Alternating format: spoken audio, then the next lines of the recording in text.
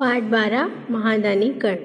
तो पहले इस पाठ के शब्दार्थ को हम लोग देख लेते हैं, फिर मैं इस चैप्टर को आपको एक्सप्लेन करूंगी, ठीक है। तो देखिए, पहला शब्द है यहाँ आपत्ति। आपत्ति का अर्थ होता है ऐतराज। आपत्ति यानी कि ऐतराज, ठीक है। ईर्ष्या, ईर्ष्या का अर्थ है जलन। छद्मवेश, छद्मवेश का अर्थ होता है बदला हुआ भेष यानी असली रूप छिपाना, ठीक है। फिर है विवश। विवश का अर्थ होता है मजबूर। फिर देखिए उसके बाद क्या है, अपवित्र। अपवित्र यानी कि गंदी। फिर है स्तुति। स्तुति यानी कि प्रशंसा। तो ये तो हो गए इस पाठ के शब्दार्थ, जो कि मैं हर पाठ के पहले आपको बताती हूँ, उसके बाद पाठ को एक्सप्लेन करती हूँ, पाठ की व्याख्या करती हूँ। पहले उस पाठ के शब्द के अर्थ को बताने के बाद। तो चलिए अब हम लोग पाठ को शुरू करते हैं, जिसका नाम है महादानी कर्ण। Good morning students.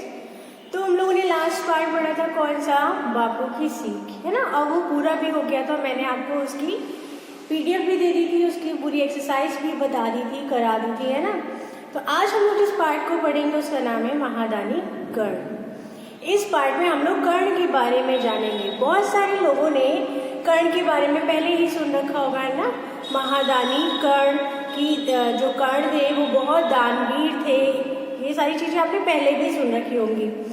तो आज एक हम लोग कहानी के माध्यम से ही कर्ण के बारे में जानते हैं, ठीक है। कर्ण क्या थे, एक योद्धा थे, साहसी योद्धा थे, बहुत वीर थे, उसके साथ साथ दानवीर भी थे। तो चलिए आज हम लोग इनकी कहानी को जानते हैं, इस पाठ को पढ़ते हैं जिसका नाम है महादानी कर्ण। तो देखिए पहला दृश्य है, पहले सीन में क्या होता है, चलिए उसको जानते हैं।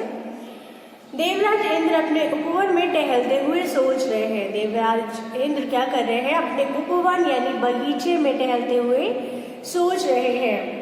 इंद्र अपने मन में सोच रहे हैं, अपने आप से बात कर रहे हैं, क्या ये अच्छा अवसर है कर्ण को नीचा दिखाने का।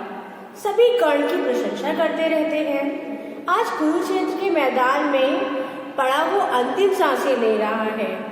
दानवीर कर्ण, महादानी कर्ण, सुनकर मेरे कान पक गए हैं। आज उसके पास देने को कुछ भी नहीं है, देखते हैं वो दान में क्या दे पाता है। अपने मित्र वरुण को साथ लेता हूँ और सूर्य और वरुण एक दूसरे को नीचा दिखाते रहते हैं। सूर्यपुत्र कर्ण के विरुद्ध कार्य करने में उसे कोई आपत्ति नहीं होगी।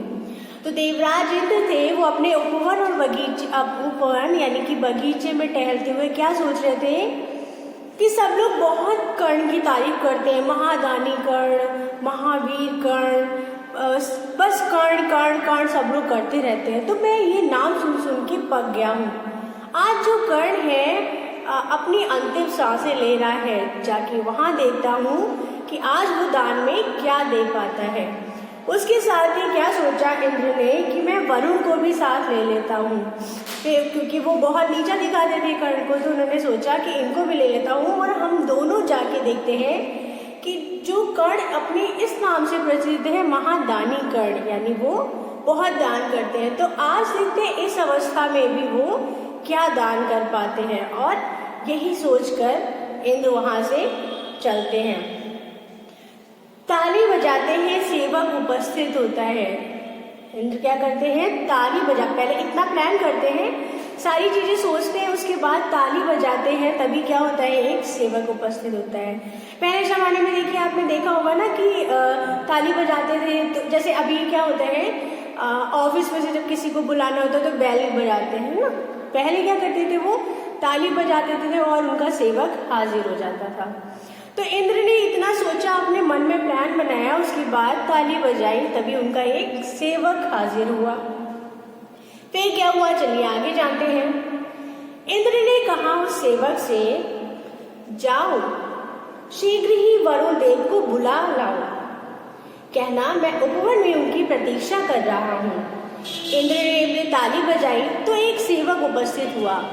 उस सेवक से इंद्र ने क्या कहा कि जाओ, किसको बुला कर लाओ, वरुण देव को बुला कर लाओ, मैं बगीचे में उनकी प्रतीक्षा कर रहा हूँ। प्रतीक्षा यानी कि इंतजार। उपवन मैंने आपको बताया कि क्या होता है, बगीचा, ठीक है। इधर उधर घूमते हुए, इतना उन्होंने आदेश दे दिया अपने सेवक को, फिर वो अपने बगीचे में इधर उधर टहलने लगे। फिर क्या हुआ, वरुण प्रवेश करते हुए, जब उन्होंने बुलाया, अपने सेवक से कहा कि आप वरुण को बुला कर लाइए, तो वरुण प्रवेश करते हैं और कहते हैं, कहिए देवराज, आज अचानक मुझे क्यों बुलवाया, वो भी इतनी जल्दी। जब वरुण आए तो उन्होंने आते ही बोला, कहिए देवराज, आपने आज मुझे कैसे याद कर लिया, मुझे अचानक क्यों बुलवा लिया, वो भी इतनी जल्दी। तो इंद्र बोले, वरुण, कर्ण की दानप्रियता से तो तुम परिचित ही होंगे, यानी कि कर्ण जो इतना दानवीर है, सब उसकी तारीफ करते रहते हैं, वो तो तुमने भी सुना होगा। देवता भी उसकी वीरता और उदारता की कहानी कहते नहीं थकते। इंद्र कहते हैं कि वरुण देखो, तुमने दानवीर कर्ण के बारे में तो सुना ही है ना, सब उसकी कितनी तारीफ करते रहते हैं, यहाँ तक कि देवता भी जो है उसकी तारीफ करते नहीं थकते हैं। हमें स्वयं उससे ईर्ष्या होती है, ईर्ष्या यानी कि जलन। वो वरुण से बोलते हैं कि इसकी इतनी तारीफ सुन सुन के मुझे अब जलन होने लगी है। फिर क्या होता है, वरुण कहते हैं, तो फिर मतलब उनको ये जानना था कि आप क्या चाहते हैं, आपने मुझे क्यों बुलाया है। तो वरुण पूछते हैं इंद्र से, तो फिर देवराज इंद्र, मतलब उनको जानना था कि इंद्र ने उन्हें क्यों बुलाया है ना। तो इंद्र ने कहा, वरुण, आज कर्ण कुरुक्षेत्र के मैदान में घायल अवस्था में पड़ा हुआ है, वह बहुत दीन और करुण स्थिति में है, यानी कि जो कर्ण है इस समय बहुत दयनीय स्थिति में है, बहुत ही दीन स्थिति में है। चलो आज भिक्षा मांगकर उनकी परीक्षा लेते हैं। यानी बोला इंद्र ने वरुण से कि दानवीर कर्ण अपने दान के लिए बहुत जाने जाते हैं, देवता भी उनकी बहुत तारीफ करते हैं। आज वो जिस जगह है उनका क्या हुआ है, उनको चोट लग गई है, वो बहुत ही दीन स्थिति में है, बहुत ही करुण स्थिति में है। तो चलिए आज चलकर उनका भिक्षा मांगते हैं और उनकी परीक्षा लेते हैं। लोग बहुत तारीफ तो करते हैं उनकी कि बहुत दानवीर कर्ण है, तो चलिए आज जाकर देखते हैं कि किस तरह वो आज भी अपने आप को वैसा ही दिखा पाएंगे जैसा और लोग उनके बारे में कहते हैं। तो ये प्लान बना के इंद्र वरुण को लेकर उनके पास जाने की तैयारी करते हैं। वरुण प्रसन्न होते हैं, वरुण भी खुश हो जाते हैं। हाँ, क्यों नहीं, ये अच्छा अवसर है। आपने कवच और कुंडल तो वो पहले ही दान में दे चुका है, अब उसके पास देने को और है ही क्या। जो वरुण थे, जब वो सुनते हैं कि इंद्र ऐसा सोच रहे हैं, तो वो कहते हैं, हाँ, क्यों नहीं, चलिए चल के उनकी परीक्षा लेते हैं। इससे पहले वो अपना कुंडल और कवच तो दान ही कर चुके हैं। अब ऐसी स्थिति में जब वो पड़े हैं, तो चल के देखते हैं कि ऐसी स्थिति में उनके पास दान करने को क्या होता है। तो चलिए चलते हैं, हम लोग उनकी परीक्षा लेकर आते हैं। इंद्र के साथ क्या करता है, वरुण भी तैयार हो जाता है। फिर इंद्र कहते हैं, पर इस भेष में नहीं जाएंगे, हमें छद्म भेष में जाना होगा। छद्म, देखिए मैंने जब आपको शब्द का अर्थ बताया था तो आपको इसका भी अर्थ बताया था, है ना। फिर वरुण कहते हैं, वरुण क्या कहते हैं, वरुण ठीक है, हम छद्म भेष में जाएंगे, यानी कि वो अपने वेश में नहीं जाते हैं, वो अपना वेश बदल कर जाते हैं। किसके पास, कर्ण के पास। क्यों जाते हैं, उनकी परीक्षा लेने के लिए कि जिस चीज के लिए लोग उनकी इतनी तारीफ करते हैं, क्या सच में वो ऐसे हैं। फिर क्या, एक सीन खत्म हो गया। इस सीन में क्या हुआ, यानी पहला दृश्य खत्म हो गया। पहले दृश्य में क्या हुआ, पहले इंद्र अपने बगीचे में टहल रहे थे, टहलते टहलते वो सोचने लगे, महादानी कर्ण, महावीर कर्ण, सब लोग कर्ण करते हैं, मुझे ना, उनको ना एक जलन होने लगी कर्ण से कि सब उनकी इतनी तारीफ क्यों करते हैं। फिर उन्होंने सोचा क्यों ना वरुण को लेकर हम जाते हैं, और आज जब कर्ण इतनी इस परिस्थिति में है, बहुत ही दीन परिस्थिति में है, तब हम चलकर देखते हैं कि दानवीर कर्ण असल में वो है कि नहीं जो सब उन्हें कहते हैं। तो वो क्या करते हैं, उनकी परीक्षा लेने को सोचते हैं, वरुण को बुलाते हैं और उनसे कहते हैं कि चलिए आज चल के उनकी परीक्षा लेते हैं कि अब वो दान में क्या देंगे। उनके पास कवच था, वो दान कर चुके, उनके पास कुंडल था, वो दान कर चुके। अब देखते हैं उनके पास दान में देने को क्या है। तो वो दोनों तैयार हो जाते हैं। फिर वो कहते हैं कि लेकिन हम लोग अपने असली वेश में नहीं जाएंगे, हम लोग कैसे जाएंगे, अपना वेश बदल कर जाएंगे, यानी दूसरे रूप में जाएंगे। ठीक है, इतने में क्या हुआ, पहला दृश्य हमारा समाप्त हो गया। अब आता है दूसरा दृश्य, तो चलिए उसको देखते हैं दूसरे दृश्य में क्या होता है। तो देखिए दूसरा दृश्य क्या है, युद्ध भूमि, सूर्य अस्त हो रहा है। ये मतलब उस समय कौन सा माहौल है, कौन सा सीन है, वो मैं आपको बता रही हूँ कि जो दूसरा दृश्य था, पहला दृश्य कहाँ था, बगीचे में, है ना, इंद्र बगीचे में था। अब ये है दूसरा दृश्य। अब देखिए पहले वहां कैसा माहौल था, युद्ध भूमि थी पहली चीज, सूर्य अस्त हो रहा था। अब देखिए आप इमेजिन कर सकते हैं ना कि कोई युद्ध भूमि की जगह है और वहां पर सूर्य अस्त हो रहा है, घायल सैनिकों की कराहने की आवाजें आ रही हैं, कर्ण अपने रथ के समीप पड़े हुए हैं, खून की धारा बह रही है, बेहोश से है और व्यक्तियों की दीन अवस्था में प्रवेश।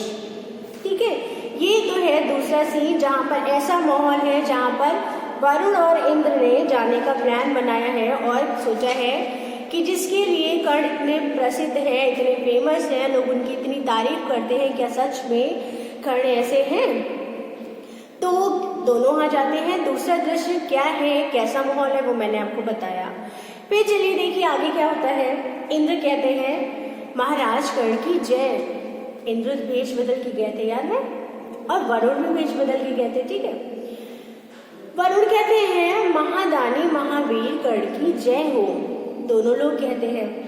कर्ण नेत्र खोलते हुए, कर्ण को बहुत चोट लगी थी, वो भी अपने रथ के पास पड़े हुए थे, तो उन्होंने अपनी आंखें खोली जब किसी ने उन्हें आवाज लगाई, अरे आप कौन, प्रणाम, मेरा प्रणाम स्वीकार करें। कर्ण ने बोला कि अरे आप कौन हैं। फिर उन्होंने प्रणाम किया उनको और बोला कि मेरा प्रणाम आप स्वीकार करें। इंद्र बोले यशस्वी हो, उन्होंने उन्हें आशीर्वाद दिया। फिर वरुण बोले गौरवशाली हो। दानवीर कर्ण, हम दो निर्धन प्राणी हैं। वरुण ने क्या बोला, आपको याद है ना, ये लोग वेश बदल के गए हैं ना, तो इन्होंने बोला दानवीर कर्ण से, वरुण ने, कि हम दो निर्धन प्राणी हैं, सुबह से इधर उधर भटक रहे हैं, युद्ध के कारण अन्न का दाना तक भिक्षा में नहीं मिला है। आपकी दानवीरता की कहानियां लोक परलोक में प्रसिद्ध है, आप हमारी कुछ सहायता कीजिए। अब आप देखिए युद्ध भूमि में कर्ण है, लेकिन इन लोगों को क्या था, उनको नीचा दिखाना था। इंद्र को उनसे बहुत ईर्ष्या थी, उन्होंने बोला ही ये बात, तो केवल उनको नीचा दिखाने के लिए लोग वेश बदल कर युद्ध भूमि में गए जहां पर कर्ण नीचे पड़े हुए थे, है ना, और इतनी दीन स्थिति में थे, लेकिन इन्हें उन्हें नीचा दिखाना था, इसलिए ये लोग वहां गए और उनसे बोले कि मेरी बहुत दयनीय स्थिति है कि हम दोनों निर्धन प्राणी हैं, युद्ध के कारण सुबह से हमें भिक्षा नहीं मिली, हम लोग इधर उधर भटक रहे हैं, और उनसे बोलते हैं कि आप हमारी कुछ सहायता कीजिए। देखिए कितनी गलत बात है, वो तो खुद इतने परेशान है, लेकिन केवल उनको नीचा दिखाने के लिए इन लोगों ने ऐसा किया। लेकिन उसके बाद भी आप देखिए कर्ण ने क्या किया। कर्ण ने बोला आप मेरी अवस्था देख रहे हैं, आप ही कहिए मैं इस घायल अवस्था में आपकी क्या सेवा कर सकता हूँ, मैं विवश हूँ। तो कर्ण ने उनसे बोला कि आप खुद देख रहे हैं कि मेरी क्या हालत है, मैं इस समय कैसी स्थिति में हूँ, और ऐसी स्थिति में मैं आपकी क्या सेवा कर सकता हूँ, मैं विवश हूँ। तो इंद्र मुस्कुराते हुए बोले तो क्या आज ये बात असत्य सिद्ध होगी कि कर्ण के सामने आया कोई भिक्षुक खाली हाथ नहीं लौटा। अब इंद्र को लगा कि इसका मतलब आज हम लोग कर्ण को नीचा दिखा ही लेंगे, तो उन्होंने मन ही मन तो मुस्कुरा रहे थे कि आज तो ये कर्ण कुछ नहीं दे पाएगा, क्योंकि जो इसके पास था वो तो ये पहले ही दे चुके हैं। तो उन्होंने कर्ण से कहा अच्छा तो आज क्या ये बात झूठ हो जाएगी जो हम लोग अब तक सुनते आए हैं कि कर्ण के पास अगर कोई भी भिक्षुक गया है तो वो खाली हाथ नहीं लौटा, तो क्या ये आज असत्य हो जाएगी ये बात? तो कर्ण कुछ सोचते हुए बोले, कर्ण ने कुछ मतलब उनकी बात सुनी इंद्र की, फिर कुछ सोचा, फिर बोले, क्या आप मुझे वो पत्थर उठा कर देंगे? उनके पास ही एक पत्थर पड़ा था, तो उन्होंने कुछ सोचा, फिर इंद्र से कहा कि वहाँ एक पत्थर पड़ा है, क्या आप वो उठा के मुझे देंगे? वरुण बड़ा आश्चर्य में हो गया कि अरे इसके पास तो देने को कुछ भी नहीं है, ये पत्थर क्यों मांग रहा है? तो क्या आप हमें पत्थर देंगे? वरुण ने बोला कि क्या आप हमें पत्थर देंगे? तो कर्ण ने कहा आप दे तो सही। कर्ण ने बोला कि आप पहले दीजिए हमें पत्थर। तो फिर इंद्र बोले, हम किसी अपवित्र वस्तु को हाथ नहीं लगाते।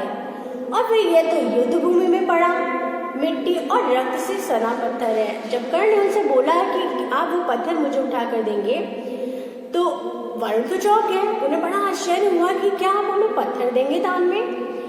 और इंद्र ने उस पत्थर को मना करने के किस प्रकार मना किया? उन्होंने बोला कि हम किसी भी अपवित्र वस्तु को नहीं हाथ लगाते, और ये पत्थर तो युद्ध भूमि में पड़ा है जो कि किससे सना है? मिट्टी और रक्त से सना हुआ है। रक्त यानी कि खून। तो कर्ण कहते हैं अच्छा ठहरिए, जीवन के अंतिम समय में किसी की सेवा का अवसर बहुत सौभाग्य से मिलता है। तो वो क्या करते हैं? उन्होंने बोला कि अगर जीवन का अंतिम समय चलते हुए किसी की सेवा करने का अवसर बहुत ही सौभाग्य से मिलता है। उन्हें लगा कि दो निर्धन व्यक्ति आए, इनकी मैं कुछ मदद कर सकता हूँ, तो ये मेरा सौभाग्य होगा। तो कर्ण ने क्या किया? वो घसीटते हुए अपना मुंह रथ के पहिए पर मारते हैं। वो घसीटते हुए चलते हैं और अपना मुंह किस पर मारते हैं? रथ के पहिए पर मारते हैं। सोने का दांत मुंह से बाहर आ जाता है। जो कर्ण का सोने का दांत था वो मुंह से बाहर आ जाता है। कर्ण दांत देते हुए, लीजिए महाराज अब तो स्वीकार कीजिए। कर्ण ने अपना जो उनका सोने का दांत था उसको देने लगे और बोले कि लीजिए महाराज अब तो स्वीकार कीजिए। वरुण बोले, ओह अब तो संध्या हो गई, अब ये हमारे किस काम का? सूर्य ढलने के बाद हम भिक्षा नहीं लेते। देखिए इन लोगों ने पूरी कोशिश कर ली कि कैसे भी करके ये कर्ण को नीचा दिखा सके, है ना। तो उन्होंने बोला पत्थर उठा के दो, इंद्र ने मना कर दिया, बहाना बना दिया।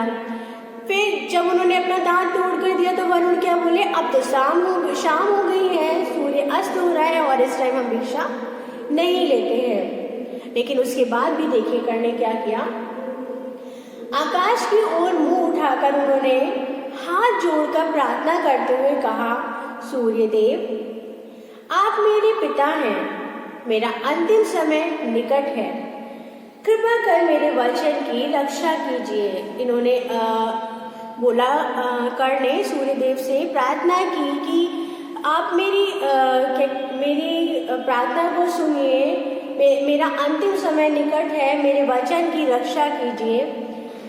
सूर्य बादलों की ओट से निकलता है। उनकी प्रार्थना सुनकर सूर्य भी बादलों की ओट से क्या हो जाता है? बाहर निकल आता है। तो इंद्र कहते हैं, धन्य हो कर्ण, मैं इंद्र हूँ और ये वरुण देव, हम तुम्हारी परीक्षा ले रहे थे। तुम सचमुच दानवीर हो। तुम्हारे जैसा दानवीर न अब तक पृथ्वी पर हुआ है और ना ही होगा। जब तक ये सृष्टि होगी, जब तक ये सृष्टि रहेगी, लोग तुम्हें दानवीर कर्ण के रूप में स्मरण करेंगे। यस, स्मरण यानी कि याद करेंगे, हमेशा याद रखेंगे आपको दानवीर कर्ण के रूप में, है ना। देवता भी तुम्हारी स्तुति करेंगे और हमारा आशीर्वाद है। कर्ण प्रसन्न भाव से हाथ जोड़ते हैं। उन्होंने क्या किया देखिए, पहले वरुण और इंद्रदेव दोनों ही निकले उनको नीचा दिखाने के लिए, है ना। इंद्रदेव को बहुत ही जलन होती थी, बहुत ही ईर्ष्या होती थी कि देवता तक कर्ण की इतनी तारीफ, इतनी प्रशंसा क्यों करते हैं, कैसे करते। तो उन्होंने एक प्लान बनाया। इस कहानी में दो दृश्य थे ना। पहले वाले में उन्होंने प्लान बनाया कि चलिए हम दोनों चलते हैं, अब तो उनके पास कुछ नहीं है देने को, लेकिन हम लोग की परीक्षा लेते हैं कि वाकई में जिसके लिए वो इतने प्रसिद्ध है क्या वो ऐसे हैं। फिर वो लोग वेश बदल कर जाते हैं। पहला दृश्य था। दूसरे दृश्य में ये लोग जाते हैं, उनके इतनी दयनीय स्थिति में वो वहाँ होते हैं, उनसे भिक्षा मांगते हैं। तो अब फिर वो ये कहते हैं कि मैं इस टाइम क्या दूँ, मैं विवश हूँ। तो फिर इंद्र को मजा आ जाता है कि अब तो मैं इन्हें नीचा दिखा दूंगा। तो बोलते हैं अच्छा, जो अब तक हमने आपके बारे में सुना था, फिर वो बात तो असत्य हो जाएगी, है ना। तो कर्ण ने कुछ देर सोचा और उनसे बोला अच्छा वो पत्थर पड़ा है, आप मुझे उठा कर दीजिए। इंद्र ने बहाना बना दिया और उसको नहीं उठाया। फिर क्या हुआ, उन्होंने क्या किया, घसीटते हुए गए अपने रथ पर, अपने मुंह को मारा और सोने का दांत तोड़कर उनको देने लगे। तो वरुण फिर बहाना बनाने लगते हैं कि अरे अब तो सूर्यास्त हो गया, अब हम कैसे ले सकते हैं इसे, क्योंकि सूर्यास्त के बाद हम भिक्षा नहीं लेते। फिर दानवीर कर्ण ने प्रार्थना की सूर्य देव से कि आप मेरे वचन को रख लीजिए, मेरा अंतिम समय निकट है, आप मेरी प्रार्थना को सुन लीजिए। ये सुन के सूर्य देव भी बादल में जो छुप चुके होते हैं वो भी बाहर आ जाते हैं। फिर उसके बाद देवराज इंद्र बोलते हैं धन्य हो, मतलब बाद में देवराज इंद्र और वरुण को भी इस बात का एहसास हो जाता है कि सच में वाकई में जो सब लोग कहते हैं दानवीर कर्ण के बारे में वो सत्य है। बल्कि सोचिए, एक टाइम इंद्र इतना उनकी बुराई कर रहे थे, लेकिन बाद में वही उन्हें ये आशीर्वाद भी देते हैं कि दुनिया आप जैसा दानवीर ना ही कभी होगा, ना ही हुआ है, ना ही कभी होगा, है ना। और ये बोला कि देवता भी आपकी स्तुति करेंगे और सब आपको दानवीर कर्ण के रूप में क्या करेंगे, स्मरण करेंगे, और ये उनका आशीर्वाद है। तो देखिए, इसी के साथ ये कहानी भी समाप्त हुई और बताया गया है कि क्यों हम लोग कर्ण को दानवीर कहते हैं, क्योंकि देखिए उन्होंने अपने जीवन के अंतिम क्षण में भी अपने वचन को कायम रखा, है ना, जिसकी वजह से इंद्र और वरुण भी, जो उन्होंने इतना प्लान किया उनको नीचा दिखाने के लिए, इतनी तरकीब बनाई उनको नीचा दिखाने के लिए, बाद में उनको भी इस बात का एहसास करना पड़ा कि सब लोग जो कहते हैं कर्ण के बारे में वो सत्य है। तो देखिए, इसी के साथ ये कहानी भी यहीं पर समाप्त होती है। इसके बाद मैं इस चैप्टर का आपको PDF दे ही दूंगी, लेकिन हर पार्ट की तरह इस पार्ट के भी शब्दार्थ देखिए मैंने आपको शुरू में बताए, लेकिन क्या है, जब आप पाठ के शब्दार्थ को जानेंगे ना, तो पाठ को पढ़ने का, याद करने का, समझने का एक अलग ही मजा होता है, क्योंकि आप चीज़ों को जानते रहते हैं। अब देखिए, जैसे छदम ही आया, अब जब आप छदम का मतलब ही नहीं जान पाए, उसको नहीं समझ पाए, तो आपको वो स्टोरी ना इंटरेस्टिंग नहीं लगेगी, क्योंकि आपको शब्द का मतलब ही नहीं पता, है ना। अब आपको कोई कुछ कहता चला जा रहा है, अब आपको उसमें कुछ शब्दों के अर्थ नहीं पता, तो आप उनकी बातों को ही नहीं समझ पाएंगे, है ना ऐसा। तो क्या मैं हर बार कहती हूँ और हर चैप्टर में कहती हूँ, किसी भी पाठ को पढ़ने से पहले उस पाठ के शब्दार्थ को आप जरूर याद कर लिया करिए, ठीक है। तो इसके बाद हम लोग मिलते हैं नेक्स्ट वीडियो में नेक्स्ट चैप्टर के साथ।